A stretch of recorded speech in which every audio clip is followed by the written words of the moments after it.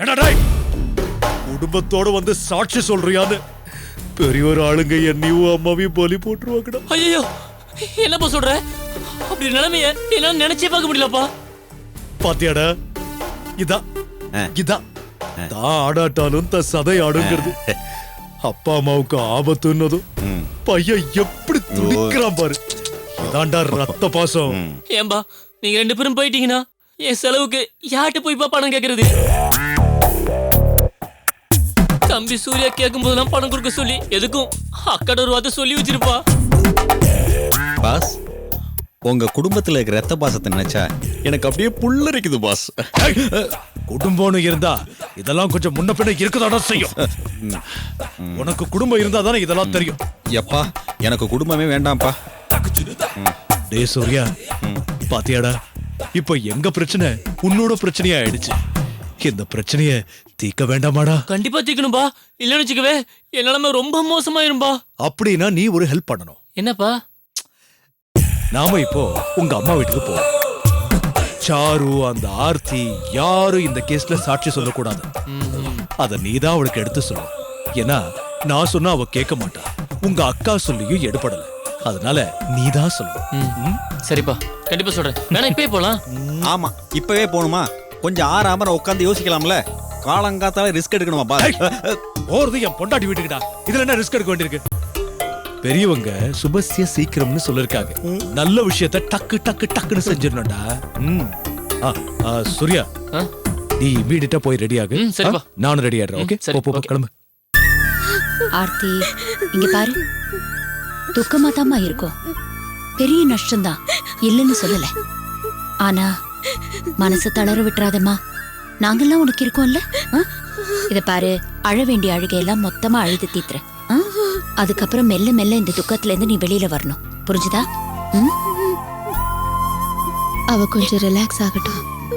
படுமா, தூங்கு கொஞ்ச நேரம்.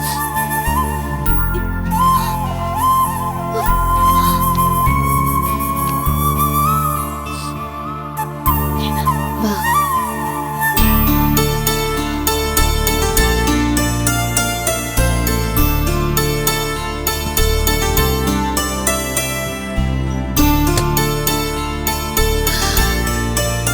தனியா உட்காந்து அவ அழுதுகிட்டே தான் இருக்கா. அழதான் செய்வாச்சாரோ. என்ன பண்ண முடியும் அவளால?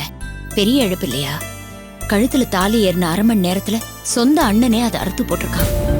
எவ்வளவு பெரிய கொடுமையான விஷயம். அழட்டும், விட்டுடு.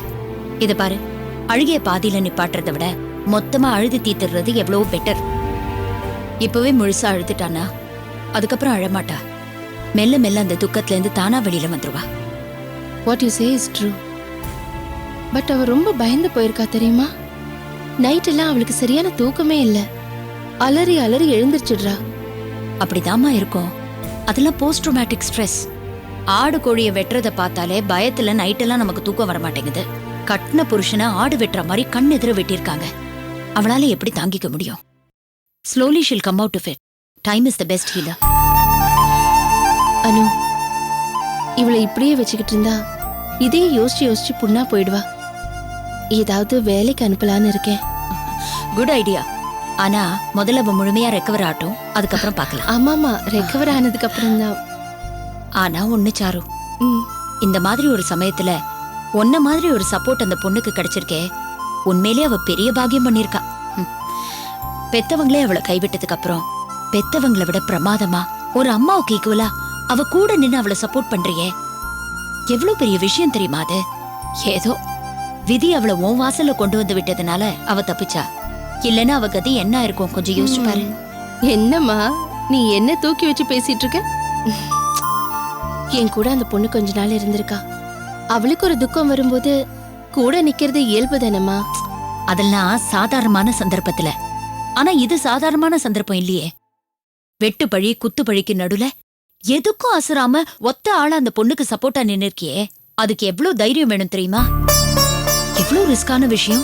அந்த பெரியவரே நேரா உன்னை வீடு தேடி வந்து மிரட்டி விளைவுகளை பத்தி எச்சரிக்கை பண்ணிட்டு போயிருக்காரு. இவ்வளவு நடந்ததுக்கு அப்புறமும் எடுத்த ஸ்டாண்ட்ல மாறாம நிக்கிறியே, அது லேசுப்பட்ட விஷயம் இல்ல சாரு. பொதுவா நெருக்கடியான சமயத்துல தான் மனுஷனோட உண்மையான கேரக்டர் வெளிப்படும்னு சொல்லுவாங்க. இவ்ளோ நெருக்கடியிலயும் எந்த லாப நஷ்டமும் பார்க்காம அசையாம அசராம நிக்கிற பாத்தியா, அது உன்னால மட்டும்தாண்டி முடியும். You really great.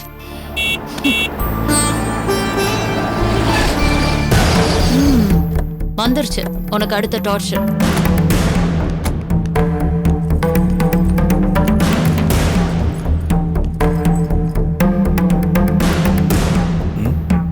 ஏமா இப்படி எல்லாம் செய்யற? என்ன செஞ்சுட்டேன்? அந்த ஆர்த்தி விஷயத்துல ஏன் இவ்வளவு இன்வால்வ் ஆகுற? உனக்கு பெரிய ரிஸ்க்னு தோணலையா? யாருமா அந்த பொண்ணு? நீ பெத்த பொண்ணா?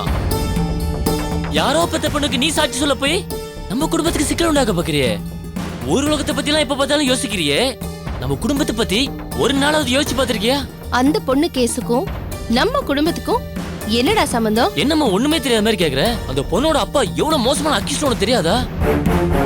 அந்தாட்ட போய் சவால்லாம் விட்டியா? நீ போய் சாட்சி சொன்னா அந்த சும்மா விடுவானா? சொந்த மகளை வெட்டுறதுக்கு ஸ்டேட் விட்டு ஸ்டேட் போன அவனுக்கு நீ எல்லாம் ஒரு பெரிய விஷயமாமா? அந்த ஆளுதான் உள்ள போட்டாங்களேப்பா. அவன் வெளியில வந்தா தானே ரிஸ்க். அவன் வெளியில வரமாட்டான். புரியாம பேசாத சாரு. அவன் சாட்சியெல்லாம் விலைக்கு வாங்கி கேஸ உடைச்சு வெளியில வந்தான்னா முதல்ல அவன் ஒன்னதான் வெட்டுவான். அவன் என்ன வெட்டினாலும் உண்மையை வெட்ட முடியாது. அறிவு இருக்காடி உனக்கு? உன்னை வெட்டினதுக்கு அப்புறம் அவன் உண்மையை வெட்டினா என்ன வெட்டாட்டி என்ன? நீ உயிரோட இருக்க மாட்டேடி முட்டாள். எல்லாரும் இப்படி பயந்து பயந்து நின்னீங்கன்னா அப்புறம் தப்பு பண்ணவெல்லாம் நெஞ்ச நிமித்திக்கிட்டு தெரிய மாட்டானா? அப்படி அவன் வெளியில வந்தானா அவன் செய்ய போற முதல் வேலை என்ன தெரியுமா? ஏற்கனவே பண்ண கொலையெல்லாம் பத்தாதுன்னு சொந்த பொண்ணையும் கொண்டு போட்டுருவான். அதத்தான் நீங்க விரும்புறீங்களா? Hello look here. அவன் யாரை வெட்டினாலும் சரி, ஐ டோன்ட் கேர். எங்க குடும்பத்தை உயிரோட விட்டா அதுவே போதும். சாரி மிஸ்டர் மூர்த்தி, நீங்க பேசுறது ரொம்ப மடத்தனமா இருக்கு, மட்டமா இருக்கு. அடுத்தவனை கொல்ல வரும்போது நீங்க அதை தடுத்து நிறுத்தலைனா நாளைக்கு உங்களை கொல்ல வரும்போது அதை தடுத்து நிறுத்த எவனுமே இருக்க மாட்டான். அதை மறந்துடாதீங்க. எங்களை காப்பாத்த வேற யாரும் தேவையில்லாண்டி எங்களை நாங்களே காப்பாத்திக்குவோம். சபாஷ்டா கண்ணா. அதுக்கு தான் சொல்றோம் அம்மா அந்த கேஸ்ல இருந்து விலகணும்னு. சாட்சி சொல்லாம விலகிட்டோம்னா அந்த பெரியவர் வெளியே வந்துருவாரு. அவர் வெளியே வரதுக்கு நம்ம ஹெல்ப் பண்ணோம்னா அவர் நம்மள எதுவுமே பண்ண மாட்டாரு. அதுக்காக தான் நாங்க பேசிக்கிட்டு இருக்கோம். நீங்க வேற ஏதாவது சொல்லி அம்மா உசுப்பேத்தி விட்டுறாதீங்க. ஏண்டா நீ யோசிக்கவே மாட்டியா? அந்த பெரியவரும் அவரோட மகனும் அடியாட்களோட வந்து 2 கொலை பண்ணிருக்காங்க. இதை நேர்ல பார்த்த சாட்சி அந்த பொண்ணு மட்டும் இல்ல, உங்க அப்பாவும் அவரோட ஜூனியரும் தான். அந்த பெரியவர் அவளை கொல்லாம விட மாட்டேன்னு முன்கூட்டியே வந்து மிரட்டிட்டு போயிருக்காரு. அதுக்கு ஒரே சாட்சி உங்க அம்மா. இது திட்டமிட்டு செய்யப்பட்ட கொலைன்னு நிரூபிக்கிறதுக்கு 4 சாட்சி இருக்கீங்க. சந்தர்ப்ப சாட்சிகள் வேற நிறையவே இருக்கு. இவ்ளோ இருக்கும்போது நீங்கெல்லாம் ஒழுங்கா சாட்சி சொன்னா அந்த பெரியவர் எப்படிடா வெளியே வர முடியும்? வெளியில வந்தாதானடா ரிஸ்க்னு பயப்படணும். நீங்கெல்லாம் ஒழுங்கா சாட்சி சொன்னா அவர் வெளியிலேயே வர முடியாது. அவர் வெளியிலேயே வர முடியாம ஆயுள் தண்டனை வாங்கி உள்ள போயிட்டாருன்னா அப்புறம் உங்களுக்கும் ரிஸ்க் இல்ல, அந்த பொண்ணும் தப்பிச்சிடுவா. ஒரு படு மோசமான கொலையாளிக்கு தண்டனை வாங்கி கொடுத்தோங்கிற பெருமையாவது இருக்கும். இப்படி எல்லாருக்கும் சாதகமா இருக்கிற விஷயங்களை யோசிக்காம நீங்க மட்டும் தப்பிக்கிறதுக்கு ஏன்டா குறுக்கு வழியில யோசிக்கிறீங்க? உங்களுக்கு எல்லாம் வெக்கமா இல்ல? சரி, நீங்க யோசிக்கிற வழி சேஃப்னு ஏதாவது உத்தரவாதம் இருக்கா சொல்லு. சரி, ஒருவேளை நீ சொல்ற மாதிரியே உங்க அம்மாவும் நீங்களும் சேர்ந்து அவருக்கு எதிராக சாட்சி சொல்லாம அவர் வெளியில வந்துடுறாருன்னே வச்சுப்போம். நாளைக்கு போலீஸ் மேல் கோர்ட்ல அப்பீல் பண்ணா உங்களை எல்லாம் விட்டு வைக்கிறது ரிஸ்க்னு அந்த ஆளு யோசிச்சாருனா அப்பா மட்டும் உங்களை கொல்லாம விட்டுருவாரா? நேரா அருவாளை தூக்கிட்டு உங்களை வெட்ட வரமாட்டாரு? யோசிங்கப்பா. பெரிய வக்கீல் அவர் புள்ளன்னு பேருதான், ஆனா 2 பேரும் யோசிக்கவே மாட்டேங்கிறீங்க. அவர் உள்ள போறது மட்டும்தான் உங்களுக்கு பாதுகாப்பே தவிர அவர் வெளியில இருக்கிறது உங்களுக்கு பாதுகாப்பு இல்ல. லுக் ஹியர் மேடம், நீங்க நல்ல வசதியா சந்தோஷமா இருக்கீங்க. உங்களுக்கு எங்க கஷ்டம் என்னன்னு தெரியாது, புரியாது. அதனால உங்க அட்வைஸ் எல்லாம் மூட்டை கட்டி வச்சுக்கிட்டு நாங்க கேட்கிறப்ப சொல்லுங்க. சாரு, நாம இந்த கேஸ் விட்டு வெளியில வந்துட்டோம்னா அந்த பெரியவர் நம்மள டிஸ்டர்ப் பண்ண மாட்டாரு. அந்த மாதிரியான டீலிங்ல தான் நாம இந்த கேஸ் விட்டு விலக போறோம். நீ வேற ஏதாவது வேணும்னு கேட்டா கூட இப்போ இருக்கிற நிலைமையில அந்த பெரியவர் ஒத்துக்குவாரு. வேற ஏதாவது கேக்குறதுன்னா பொய் சாட்சி சொல்லி பேரம் பேசி காசு வாங்க போறீங்களா? Don't be stupid Charu. ஒரே கல்லுல 2 மாங்காய். அந்த பெரியவரோட வெட்டு கத்தியில இருந்து நாமளும் தப்பிச்சிடலாம், காசும் கிடைக்கும். Double benefit. அதுக்கப்புறம் நானும் சூர்யாவும் கூட உன்னை தொந்தரவு பண்ண மாட்டேன். பல்கா ஒரு அமௌண்ட் வாங்கிக்கிட்டு செட்டில் ஆயிடும். நீயும் உன்னோட சமூக சேவையை தொடர்ந்து செஞ்சுக்கிட்டே இருக்கலாம். What do you say, Surya? ஷூர்பா. ஆமாமா, அப்பா சொல்றது கொஞ்சம் கேளுமா. உலகத்தை பத்தி யோசிக்கிறத விட்டுட்டு நம்ம குடும்பத்தை பத்தியும் கொஞ்சம் யோசிமா. இது பாரு சூர்யா, என்ன வந்தாலும் சரி அத ஃபேஸ் பண்ண நான் தயாரா இருக்கேன். அந்த பெரியவருக்கு எதிராக சாட்சி சொல்றதுல எந்த மாற்றமும் இல்ல. இந்த முடிவுல இருந்து எக்காரணத்தை கொண்டும் நான் பின்வாங்க மாட்டேன். ஏ சாரு, என்னடி பேசுற? உயிரோட இருந்தா தானடி வெக்கப்படலாம். உயிர் போச்சுன்னா வெக்கப்படவும் முடியாது, துக்கப்படவும் முடியாது. நாங்க உசுரை காப்பாத்திக்க வழி தேடிட்டு இருக்கோம், நீ சத்தியத்தை காப்பாத்த வழி தேடிட்டு இருக்க. போகாத ஊருக்கு வழி தேடாத. இத பார், நான் சொல்றபடி கேட்டா நம்ம எல்லாருக்குமே நல்லது. இல்ல உன்னை கழட்டி விட்டுட்டு நாங்க போயிட்டே இருப்போம். We will drop you like a hot potato. Got it? நீங்க தான் என்ன கை கழுவி ரொம்ப நாள் ஆச்சு. ஏய், பழைய கதையை விடுறே, நடக்கிற கதையை பத்தி பேசு. நீயும் வந்து எங்க கூட சேர்ந்தேனா உனக்கும் நல்லது, எனக்கும் நல்லது, நம்ம குடும்பத்துக்கே நல்லது. அதுக்கப்புறம் ஓ வழி உனக்கு, ஏ வழி எனக்கு. அப்படி இல்லைனாலும் நான் பெரியவருக்கு ஆதரவா சாட்சி சொல்லிட்டு என் காரியத்தை மட்டும் பார்த்துட்டு நான் பாட்டு போயிட்டே இருப்பேன். என்ன சார் இப்படி பொறுப்பே இல்லாம உளறீங்க? ஏய், இங்க நான் ஒண்ணும் உளரல, நடக்கிறத பத்தி தான் சொல்லிக்கிட்டு இருக்கேன். சாரோ, இதா உனக்கு கடைசி சான்ஸ். இந்த கேஸ் நம்ம சாட்சியை பொறுத்துதான் இருக்கு. நாம மாத்தி சாட்சியை சொல்லிட்டோம்னா பெரியவர் வெளியில வந்துருவாரு, நம்மள மன்னிச்சிருவாரு. அவர் மன்னிக்கிறதுக்கு நான் எந்த தப்பும் பண்ணலையே. இந்த பாரு, இப்படி தெனாவட்டா பேசுறத முதல்ல நிறுத்து.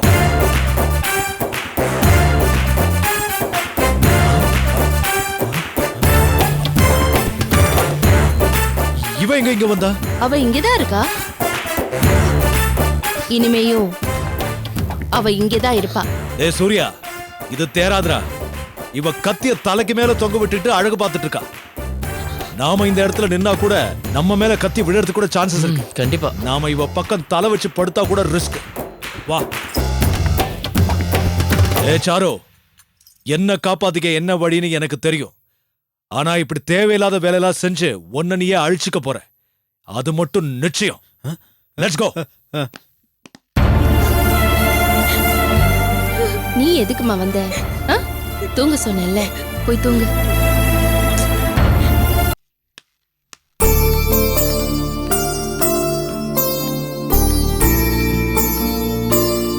உமா, வர்க்கிங் உமன்ஸ் ஹாஸ்டல் ஏதாவது தெரியுமா? யாருக்கு? எனக்கு தான். என்ன ஷென்பகா, உனக்கு எதுக்கு வேற ஹாஸ்டல்? இப்ப தங்கியிருக்கிற ஹாஸ்டல் என்னாச்சு? உன் ஹாஸ்டல் மேடத்தை பத்தி ஆஹா ஓஹோன்னு சொல்வ. இப்ப என்னடா வேற ஹாஸ்டல் தேடுற? ஏன்? கொஞ்சம் பிரச்சனையாயிடுச்சு உமா. மேடத்தை பத்தி இப்ப கேட்டாலும் ஆஹா ஓஹோன்னு தான் சொல்லுவேன். ஆனா அங்க தொடர்ந்து தங்க முடியாத சூழ்நிலை, அதான் வேற ஹாஸ்டல் பாக்குறேன். ஓ, எனக்கு ஹாஸ்டல் பத்திலாம் எதுவும் தெரியாது. பிறந்தது வளர்ந்தது எல்லாமே இதே ஊராச்சா, அதனால ஹாஸ்டல் பத்தி தெரிஞ்சுக்கிறதுக்கான சூழ்நிலையே எனக்கு வரல.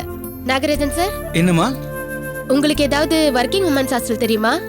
என்னம்மா லேடிஸ் ஹாஸ்டல் பத்தி கேட்டா எனக்கு என்ன தெரியும்? என்ன சார், ரோட்ல போகும்போது வரும்போது ஒரு போர்டு கூடவா பார்க்கல? இல்லம்மா, பார்த்தது இல்ல. ஏதோ நியூஸ் பேப்பர் எடுத்து பாருங்களேன், அதுல ஒர்க்கிங் உமன் அகாமடேஷன் அவைலபிலிட்டி இருக்கிறத பத்தி போட்டிருப்பான். அந்த கழுதையை பார்க்க எங்களுக்கு தெரியாதா? சாரிப்பா, யார்கிட்டயாவது கேட்டு விசாரிச்சுட்டு சொல்றேன்.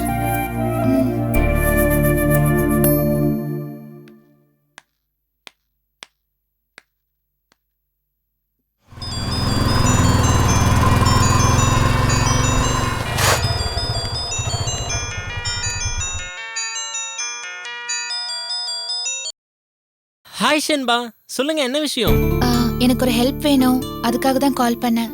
நான் உங்க ஆபீஸ் பக்கத்துல இருக்க ஒரு கிளையண்ட பக்கம் தான் வரேன். பார்த்துட்டு கொஞ்ச நேரத்துல உங்க ஆபீஸ்க்கு வந்துடுறேன். நேர்லயே பேசலாமே? சரி, ஓகே.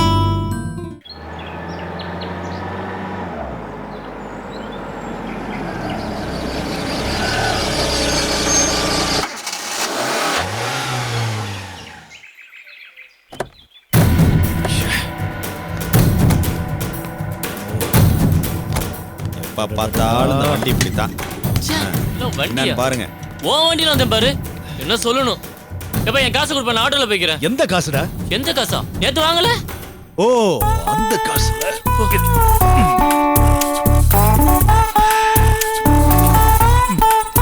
இந்தா. எப்பா, என்னப்பா விளையாடுறியா? ஏண்டா ஜாஸ்தி கொடுத்துட்டேனா? எப்பா நேத்து எவ்வளவு வாங்கின? ஒரு 1000 ரூபாய் வேணா? வாங்கும்போது என்ன சொன்ன? 2000 ரூபாய் திருப்பி தரேன் என்ன சொன்ன? இப்ப 500 ரூபாய் கொடுத்து என்னப்பா அர்த்தம்? எப்பா, என் காசையாவது கொடுப்பா, நான் அப்படியே போயிடுறேன். இப்ப அப்பா கிட்ட இவ்வளவுதான்டா இருக்கு. ஒண்ணு சரி, நாளைக்கு இது இல்லாம 2000 ரூபாய் தரேன், ஓகேவா? எப்பா நாளைக்கு கண்டிப்பா கொடுத்துருவல. சத்தியமா கொடுக்குறேன். அப்பா மேல நம்பிக்கை இல்லையா? போட போட போட போட சீக்கிரம் போடா, சீக்கிரம் போ. ஆ? பாஸ் நீங்க வண்டியை சரி பண்ணிட்டு வாங்க, நான் உங்க பையனோட ஆட்டோலே போறேன். வண்டிக்கு எதுவும் இல்லடா, சும்மா ஒரு டிராமா போட்டேன். டிராமாவா? எதுக்கு? இருக்குடா, நம்ம பேசும்போது அவன் இருக்க கூடாதுன்னு தான். சில விஷயங்கள் அவனுக்கு கூட தெரியாம இருக்கிறதா நல்லது. அப்படி என்ன விஷயம் பாஸ்? இந்த பெரியவரை விரோதிச்சுக்கிறதுல அர்த்தமே இல்லடா, ஆபத்து. அந்த ஆள்கிட்ட பண பலம், அடியாள் பலம், எல்லா பலமும் இருக்கு. இது ரெண்டும் இருந்தா உலகத்துல எதை வேணாலும் ரொம்ப ஈஸியா விலைக்கு வாங்கிட முடியும். அதனால நாம அவருக்கு ஆதரவா சாட்சி சொன்னாலும் சரி, எதிரா சாட்சி சொன்னாலும் சரி, அவர் வெளியில வரப்போறது உறுதி. நாம அவருக்கு எதிரா சாட்சி சொல்லி அவர் வேற வழியில வெளியில வந்துட்டாருன்னு வையி, அப்புறம் அந்த ஆள் நம்மள மன்னிக்கவே மாட்டாரு. நமக்கு ஆப்புதான். எப்படியும் வெளியில வர போற ஆளுக்கு எதிரா நாம ஏன் சாட்சி சொல்லணும்? ஆனா மேடம் ஸ்ட்ராங்கா இருக்காங்களே, அவங்க ஸ்ட்ராங்கா இருக்கிறதுனால அந்த பொண்ணும் பையலும் சாட்சி சொல்லணும். அப்ப எப்படி அந்த பெரியவர் மாட்டிக்கு வரல? அத பத்தி நமக்கு என்னடா? பெரியவர் நம்மளால மாட்டிக்கிட்டாருன்னு இருக்க கூடாதா? அவ்வளவுதான். அந்த சாருவாவ கேங்க எக்கெடுக்கிட்டு போனா நமக்கு என்னடா? கட்டின பொண்டாட்டியை கை விடுறது பாவம் இல்லையா பாஸ்? டேய், கட்டின புருஷனை அவ கைவிட்டாளே, அத பத்தி கவலைப்பட்டியாடா நீ? பாஸ் 1000 தான் இருந்தாலும் அவங்க ஒரு பொம்பளை, நீங்க ஒரு ஆம்பளை. அவதான் தன்னை பொம்பளையாவே நினைக்க மாட்டேங்கிறாளே, என்னையும் ஆம்பளையா மதிக்க மாட்டேங்கிறா. அதான்டா பிரச்சனையே. சரிங்க பாஸ், மேடம் பிரச்சனை ஒரு பக்கம் இருக்கட்டும். கொலையை பார்த்ததா ஸ்டேஷன்ல ஸ்டேட்மெண்ட்ல நம்ம 2 பேரும் கையெழுத்து போட்டு வந்திருக்கோம். இப்ப போய் மாத்தி சாட்சி சொன்னா போலீஸ் நம்மள சும்மா விடுமா பாஸ்? போலீஸ் என்ன நம்மள கொலையா செய்ய முடியும்? சட்டப்படி என்ன செய்ய முடியுமோ அதை தானே செய்ய முடியும். ஆனா அந்த பெரியவர் அதுக்கு மேலேயும் செய்வாரு. சட்டத்தை ஃபேஸ் பண்றது ரொம்ப ஈஸிடா. போலீஸ் எங்களை பயமுறுத்தி போலீஸ் ஸ்டேட்மெண்ட் வாங்கிக்கிட்டாங்க. அது ஸ்டேட்மெண்ட் பை ஃபோர்ஸ்னு கோர்ட்ல சொல்லிக்கலாம். கோர்ட் நம்மள பல்டி சாட்சின்னு போட்டுரும். கோர்ட்டே நம்மள அப்படி போட்டுருச்சுன்னா அப்புறம் போலீஸ் நம்மள ஒன்னும் செய்ய முடியாது. அதுவும் அதர் ஸ்டேட் போலீஸ். அதுக்கு மேலேயும் போலீஸ் நம்மள மிரட்டினா கோர்ட்ல இந்த மாதிரி போலீஸ் எங்களை பயமுறுத்துறாங்க, பாதுகாப்பு வேணும்னு ஒரு பெட்டிஷன் போடலாம். சிம்பிள். அப்புறம் நம்ம சேவ். மனசு ஒத்துக்கலைனாலும் கேட்கறதுக்கு நல்லா தான் இருக்கு. ஆனா ஒர்க் அவுட் ஆகணுமே பாஸ். கண்டிப்பா ஒர்க் அவுட் ஆகும்டா. எப்படின்னு சொல்றேன் கேளு. நாம போலீஸ் ஸ்டேஷன்ல இருந்து வெளியில வரும்போது அந்த பெரியவரோட வக்கீல நம்ம கிட்ட டீல் பேசுவோம் தானே, ஞாபகம் இருக்கா? ஆமா ஞாபகம் இருக்கு. முதல்ல அவனை ட்ரேஸ் பண்ணு, அவனை மீட் பண்றதுக்கு ஏற்பாடு பண்ணு. அவன் வழியாவே இந்த டீலை முடிச்சிடும்.